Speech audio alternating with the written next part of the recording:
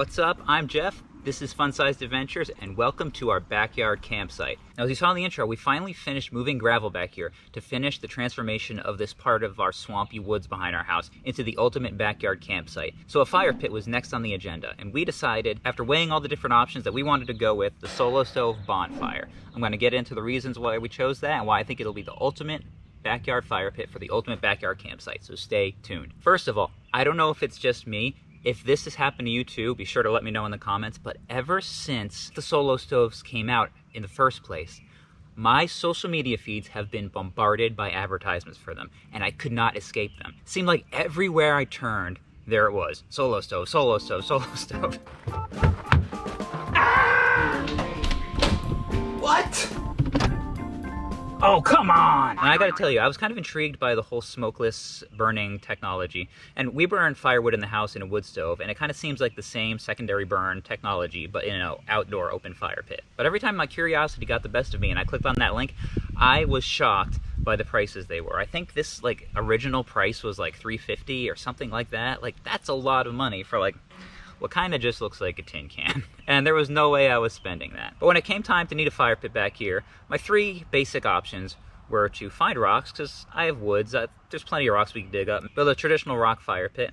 The second option would be, and I kind of went down this YouTube rabbit hole, of trying to build a fire pit with bricks using the same technology. But the problem with those is you quickly inched up towards the $200 mark, which granted was less than the regular price of this, but still a lot of money. But then over the Father's Day weekend, I saw that these had gone on sale. These were down to right around $200. So I was like, you know what?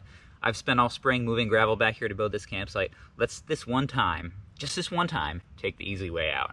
So for Father's Day, got myself a Solo Stove Bonfire. And we've had probably about half a dozen fires in it so far, and up to this point, I've got to tell you, it has delivered on all the promises that it made. Especially considering this, check this out. This is the wood we've been burning in it. This is deadfall pine that we just picked up off the ground in our woods that is not always 100% dry. This is probably the least ideal wood to burn. When we normally would have fire pits and burn this, it's super smoky.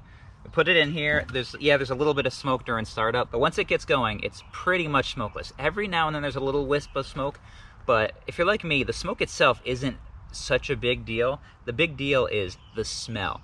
When you go in the house after your fire, especially if it's late at night and you just want to go to bed, but you smell like smoke. I don't know about you, but I cannot go to sleep when I smell like smoke. I have to take a shower, and then that wakes me up, and then it's gonna be a late night. But even though there is little wisps of smoke every now and then out of this, it's burning hot enough that you don't have that smoke odor on your clothing, on your body. And that is the ultimate for me. We're gonna have so many more fires because of that. For me, that's the biggest benefit of this. Also, the other night we had a fire. We burned probably like a dozen pieces this big and bigger, as well as a lot of kindling.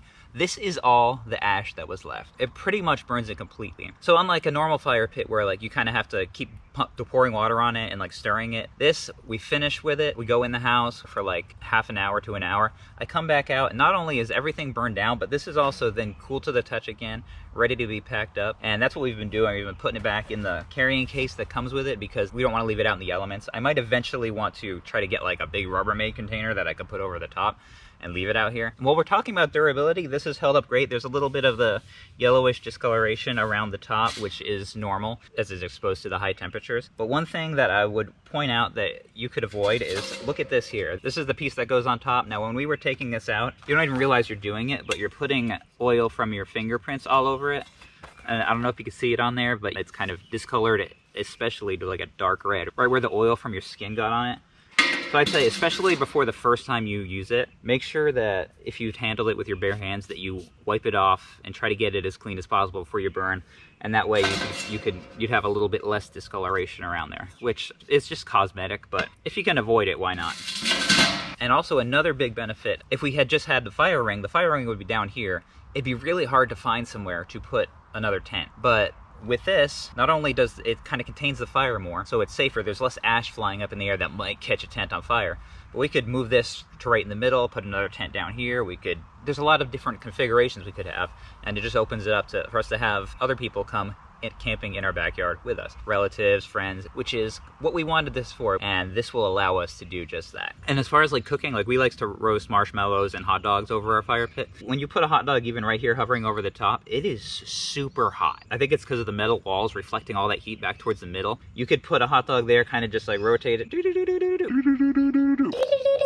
for like 15 seconds, and it's like roasted to perfection. It's like so much different than like a normal fire pit where you have to kind of get it down in between the coals, and like then you're constantly bumping into the coals by accident because one of your kids bumps you. This is just a lot easier. You don't have to put it anywhere near the coals, and it just cooks so fast. You got to be careful with your marshmallows though, because if you put your marshmallows even there before it gets burned down really far, your marshmallow is gonna like incinerate almost instantly. So just be warned with that. Make sure that you're either roasting it up here or you let it burn down almost till it's out before you stick it in there to roast the marshmallow. So what's my verdict? Is this the ultimate backyard fire pit for the ultimate backyard campsite?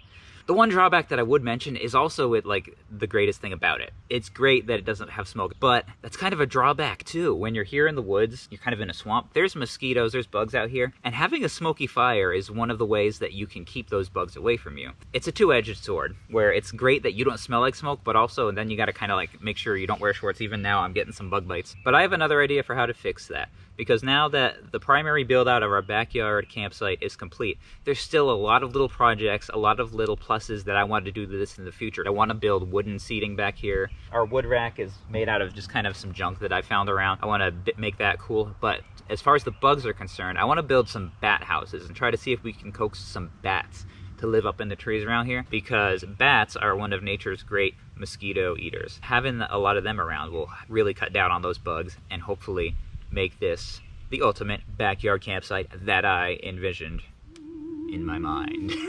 Well, I think for the $200 price point, it is definitely worth it. I still, even though I love it so much, I would not spend $350 on this, like the original price.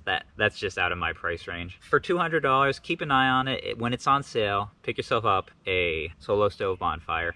You'll be glad you did. But now that you've decided you want to pick up one of these, the next thing is you want to figure out how to make a ultimate backyard campsite of your own. So why don't you check out and come along the journey of building this one with us by clicking on this video right up here. You'll be glad you did. We'll see you over in that video. Until next time, get out there and have a fun-sized adventure of your own.